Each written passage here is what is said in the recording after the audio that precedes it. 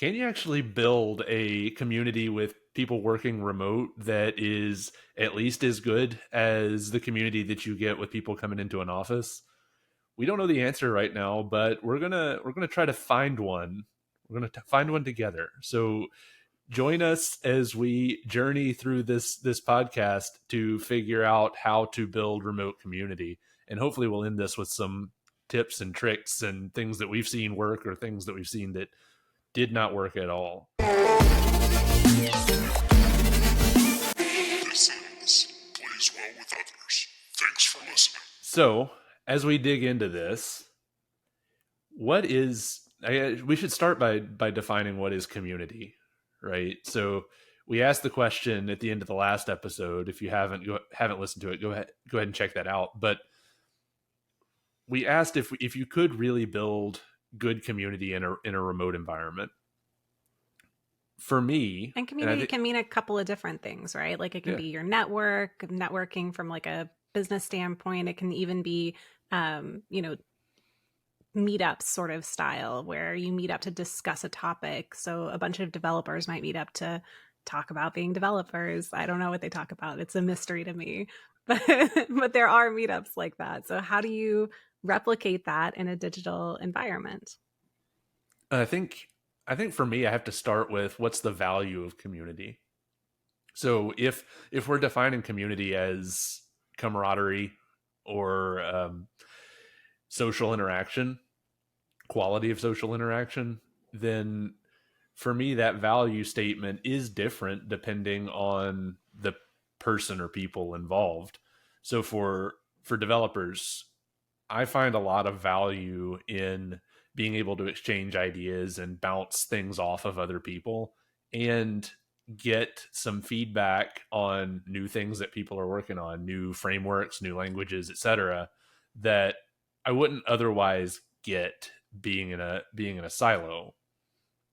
So I think that's where kind of the meetup style does scratch that itch a bit. You get people that present something or bring a new toy, so to speak, for everybody to look at, and you can do that physically for sure. Meetup.com made their millions off of that model, but can you do it virtually, and can you do it well, and how do you do that? Whenever we talk about how to do something well in a virtual setting, I always start with myself, because my engagement is going to set the tone for how much I get out of something, right?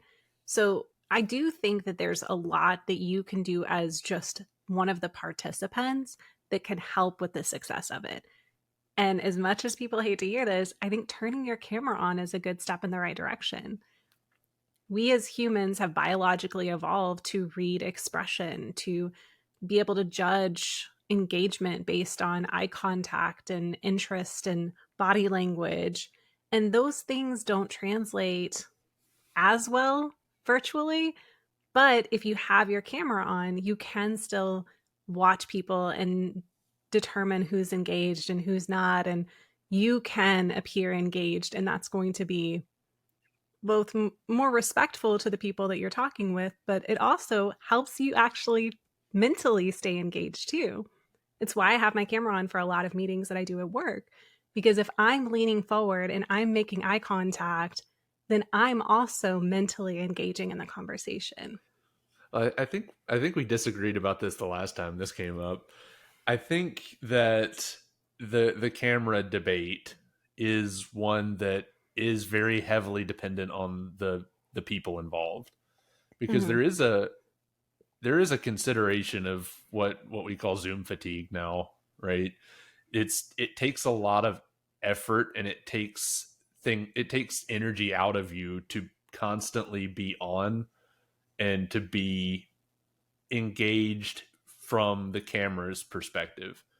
Being in a conference room, how many times did you sit in the conference room on your phone, clearly disengaged, but I could separate myself from what was going on? That. But you kind of illustrate the point, right? Because that wouldn't be necessarily a successful meetup either if you're just sitting there playing on your phone and not engaging with people. You're not building relationships, you're not building community if that's the only thing that you're doing. That's not to say you can't check a text message. I'm not saying that. My point is if you're not engaging, you're not getting everything that you can out of the situation. And that I think remains true virtually as well, however that looks for you.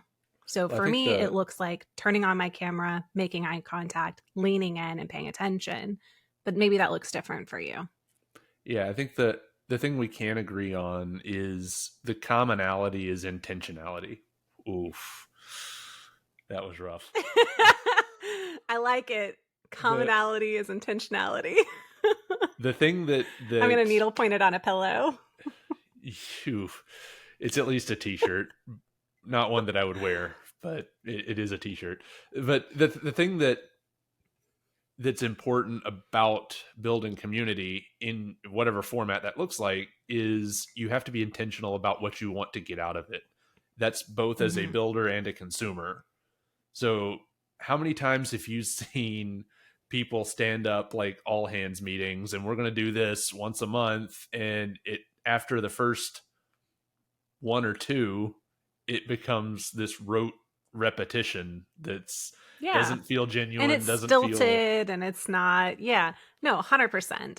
And I think you're segueing really well into kind of the second thing that I was going to mention, which is being genuine.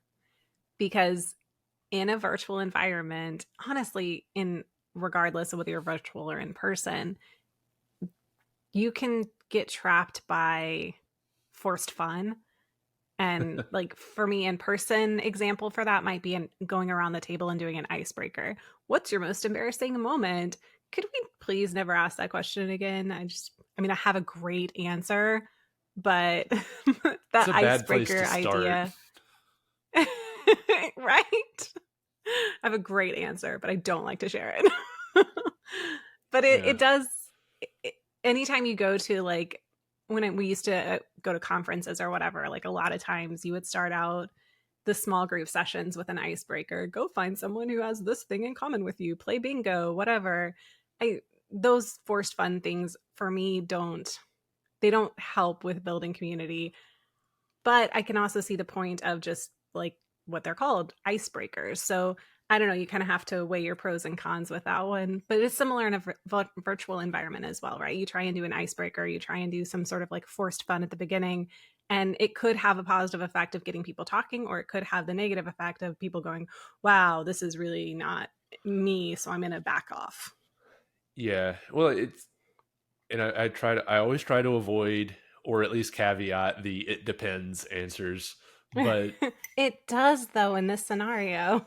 well, it depends in almost every scenario. But if you're if you're trying to build community, if you're the one in the driver's seat, then you before you do anything, you need to know what's the existing culture, what are the personalities involved, and how likely is your group to engage in something like that.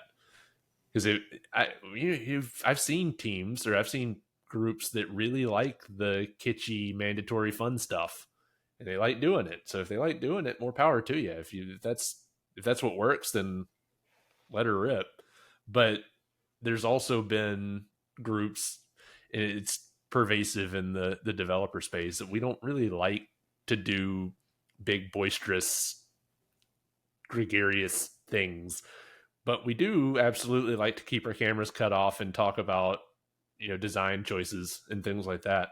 So you gotta know what you're dealing with, right? So you just gave me kind of an interesting thought. And when I'm doing a meeting where I am trying to get people talking or get people engaged or get people chatting with each other, I actually find it's easier in a virtual setting to make that less forced conversation and more naturally flowing conversation, because you can see some of the things that are in people's houses.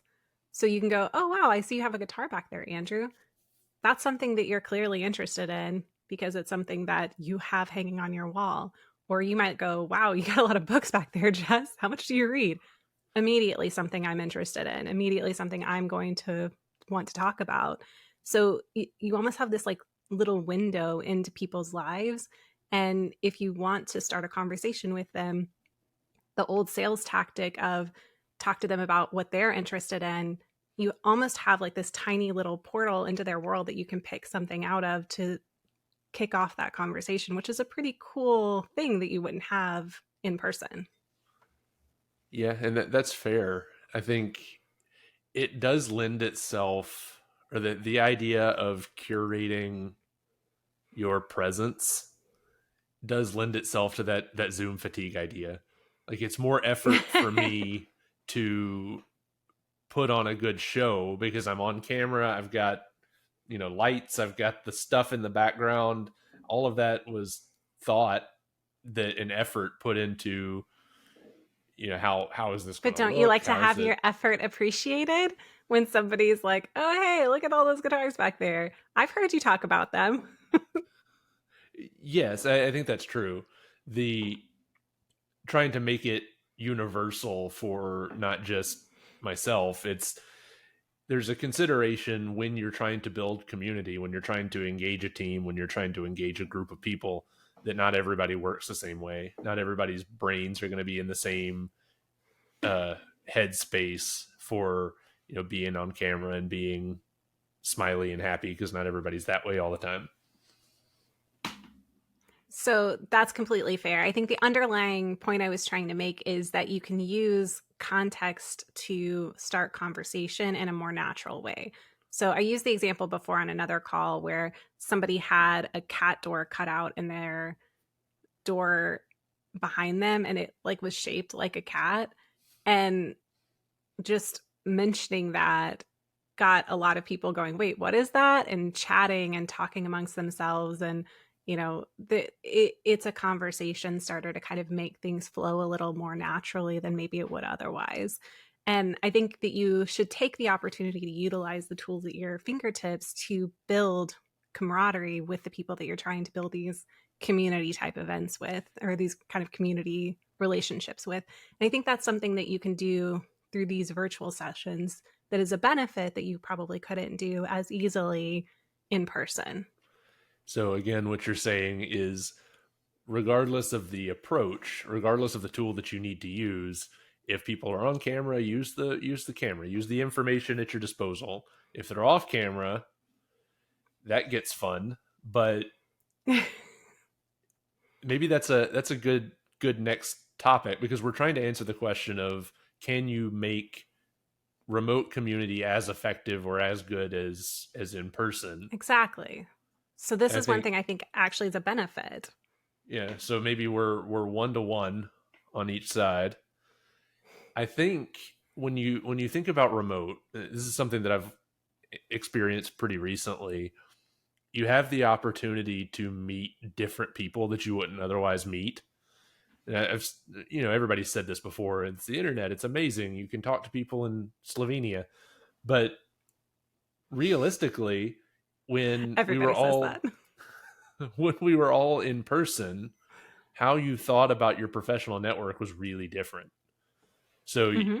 you know, I don't think many people engaged with their online brand unless that was their shtick, unless they were a content creator before COVID. Once everybody went remote, and I'm painting with a broad brush here, everybody, obviously not everybody went remote, but when a large swath of the workforce became work from home, we suddenly had this veil turned pulled back where, like, I don't really need to care where you live. And it's turned Yeah. into one of the first questions that anybody asks when you jump on a call with somebody you don't know, like, where are you?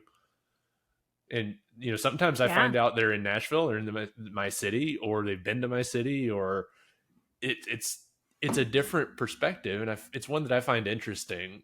That before, in the before time, before COVID, when we all went remote, we sort of thought of geography as an us and them. The only people that I ever met that weren't from around here were people that were they're vendors or sales guys, or they're not part of the us crowd. But now us can mean a lot of different things. I one of my favorite new relationships is I met a guy from Altos Research, Alex Bridgman, who runs a podcast, who runs several podcasts. And we just hit it off talking about podcasting. Had no idea where he was. I'm like, oh, he's in Idaho. Huh.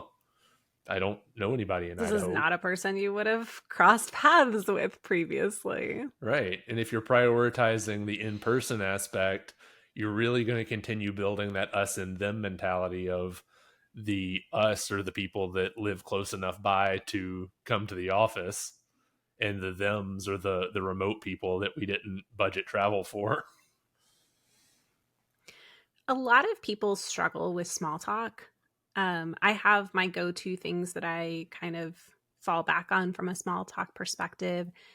And I find it's difficult when you're in person with people. Events that you might go to, trying to meet and network and break the ice can be really awkward because you're like, where are you from? And it's like, down the street. Do you want my address? That's weird. Like, it's the weather's nice. No, okay. Yeah. Like, that's a one word answer because you're both talking about the same thing. Right. And you don't want to come off too creepy. So you're not going to push too hard on any of those questions. But online, to your point, you have a vast array of people and a vast array of weather and a vast array of just these small talk items can become a little bit more conversational more naturally. So you say, what's the weather like where you're at? Oh my gosh, where are you? I thought you were here. You're up there? Oh wow, that's crazy. It it takes a turn and you can start to kind of learn more about someone using those tried and true, where are you from? What's the weather like? Conversational talking items. You can use those as a door into more of a conversation in a virtual world as well, which again, I hadn't really thought about before this. And that's kind of cool that we have the opportunity to take something that's maybe a little bit more challenging in person to sit down, get someone to sit to talk to you because naturally they're going to gravitate to people they already know. And if they're in a setting like a person, in a conference room, chances are they came with someone. So getting them to branch out from the person that they came with or the person that they know or the person they worked with before can sometimes be awkward and hard versus in a virtual setting you're a little bit more on an even playing field. There's nobody sitting in the room together side by side. You're all coming alone. You're all coming at the same place. Yeah, I think that's a good point. It's it becomes much more interesting to talk to people that aren't Yeah, experiencing the same thing you are. exactly. One thing that I have noticed came to mind as you were talking about, being completely virtual. Everybody came and, walking into a conference room or virtual conference room, it's much easier to multitask. So, I can, even if I am on camera, I can be sitting here looking straight at the camera and have multiple tabs open on my browser and be Things open. Teams Yeah. messaging or checking my email. And I've noticed that in the few times that I actually do leave the house, I almost take that same short attention span with me. So, like, I'm talking to somebody and I look at my phone. Yeah. It's not rude on a video call because most of the time people don't know, but in person, it's different. It feels different. It Yeah. turns It into feels that like sitting. that's a unconscious cue that someone is going to interpret as you wanting to end the conversation, not because that's actually how you feel, but because that's the training that we have from a biological human perspective as a social cue that we know, oh, he's checking the time, he wants to be done, I'm gonna bow out of here. So you're right, like some of the habits that we've gotten into virtually can actually make in-person stuff a little harder now. And I'll caveat that because the more I think about it, it matters who's on the other side of the conversation. Because you Hmm. put two people that have worked from home for 4 years, they're probably going to do Everyone's the fine. same thing. Right. It's totally cool. Yeah. It's become a new cultural microcosm of what's appropriate, what's acceptable, and what isn't. Yeah. It's almost like another way to have a regional idiosyncrasy, but it's not regional. It's based on a type of work engagement process. So Right. it's interesting because now across the country you're going to have these regional behaviors that aren't based on location but on life experience. Yeah, it's and I don't see it changing, honestly. I think a lot of how we've reorganized in the last 5 years has been to better support the work from wherever Yeah. situation. And I don't disagree with that. I think it's a good approach where I think there's say danger maybe is in what you do get out of in-person interaction. Like I couldn't tell you what the science behind it is, but there's a like it's dopamine or something that you get from interacting with people physically that you just don't get when you're Okay. talking over the phone. So I have 2 points that I've been thinking about while you're talking. First one is going back to your you don't have to turn the camera on sort of conversation. That's actually a plus to getting engagement from a digital or a virtual group as well, because it lowers the bar on what you have to put in to attend, which is pretty cool. Mhm. Because I don't know about you guys, but for me, it's like, what's everyone else going to be wearing? Like, what's the appropriate? Is it business casual? Is that too much? Should I wear like jeans? No, Yeah, wait, what? Uh, What's the weather going to be like? What shoes do I need to wear?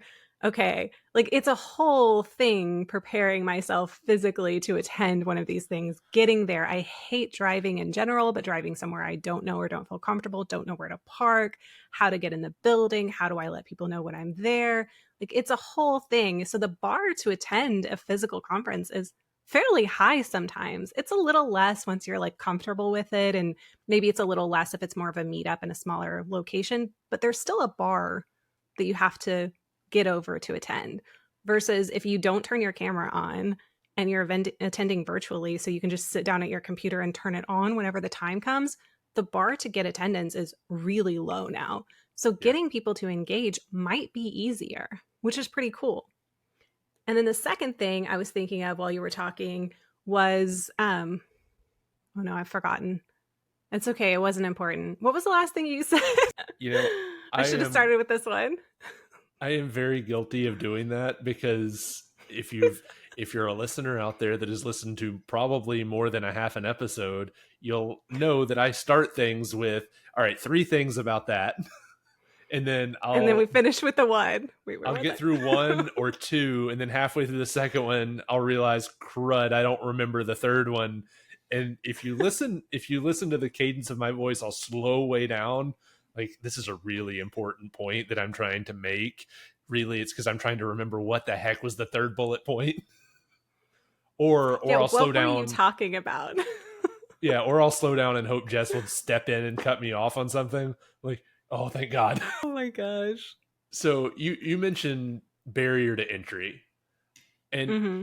what what that made me think of was we asked the question, can you build community remotely that is as good or better than in-person community? And I think because we're I like just remembered. 24 minutes in, all right, we'll cut back to you in a second, but I think the answer is yes. And so Yeah. you can do really well being remote because we live in a global economy these days in a lot of industries where you may be working with somebody from Ukraine or LATAM or wherever, and that's fine. You need to be able to engage with them. You need to be able to work and build relationship. But if you can use the remote tools, whether they be video Mm-hmm. calls, voice calls, emails, text, Slack, Teams, whatever, if you can use those remote tools to set the baseline of your culture, of your community, and then use that to build to an in person engagement, then that gets rid of a lot of that the nerves around I got to go meet new people and they're going to look at me and they're going to make assessments of Yes. my value based on how nice my jeans are. That all goes away because you already have a working relationship. You already have an Yeah. agreement with these people. So it's so funny. This is actually a better transition for what I was going to mention. You were talking about getting dopamine or whatever from in-person interactions that our brains may or may not be actually replicating virtually. So what I was going to say is you'll get even more of a hit when you do finally meet up with the people that you've been talking to virtually, because this is your buddy now. This isn't just a stranger that you're meeting that's also accompanied by stress. This is a person that you have a relationship with. The dopamine hit's going to be so much higher. And you're going to find, I think, similar to how if you've ever met someone before and then met them again later, you're immediately closer than you were before. I don't know if you guys have ever experienced this, but like I knew a guy that I used to work with at a previous company vaguely, like recognized his face, maybe talked to him twice. We worked at a new company together. We were immediately buddies.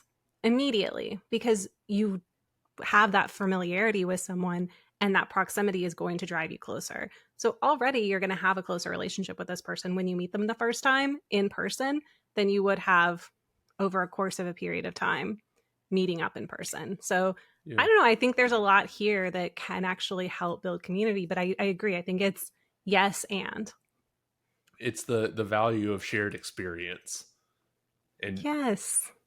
maybe that summarizes the The whole value of perspective. shared experience. So when we talk about community, you build community on commonality, Mm-hmm. whether that's your location, hey, we live on the same street, we live in the same town, or it's your job, we do the same thing, we're both software developers, or it's your company, we both work at the same place, or it's a lot of things. And Yeah. to be a good community participant or community builder, you either capitalize on those nuggets of information that allow you to find commonality, or you provide those nuggets of information to find commonality. It's guitars and a map of Nashville, or it's books Yeah. and kids and cats and dogs. Whatever that is, Yeah. you're either observing and noticing and remembering, or you're offering as a tax or a prime the pump. I'm going to share something about myself so that we have something in common potentially. So I think the one key thing is don't approach the virtual meetups the exact same way you would a physical meetup. They're two different scenarios, and as long as you're using the right context behaviors, it can be just as valuable and potentially even, set you up for future success even better. Maybe is going to get more engagement, maybe is going to be a little bit better if you're using the correct behaviors within the context of where you're meeting. Yeah. So the ultimate answer to the question of can you build as good or better community in a remote ecosystem or remote environment as you can in person is it depends. It depends on you. Oh, Also, like and share and comment because that all depends on you too. yes. So our success is in your hands, folks. We're going to wrap this up here. We're right at the 30-minute mark. I think I like the new format. I think that works nicely. This was I've fun. I've not edited it yet, so editor Andrew may be a Yeah, might be little a salty. disaster. Well, if Jess, if you get any text messages at 2 a.m., it was probably a disaster. This was a terrible idea. Why did you make us do this? Note to self, put phone on do not disturb. Got it. Yes. So anyway, this has been episode 29 of Plays Well with Others. I hid the title on Riverside, and so if it's not episode 29, I apologize, but I think it is. This has been an episode of Plays Well with Others. As This has always, been an episode. thanks for listening.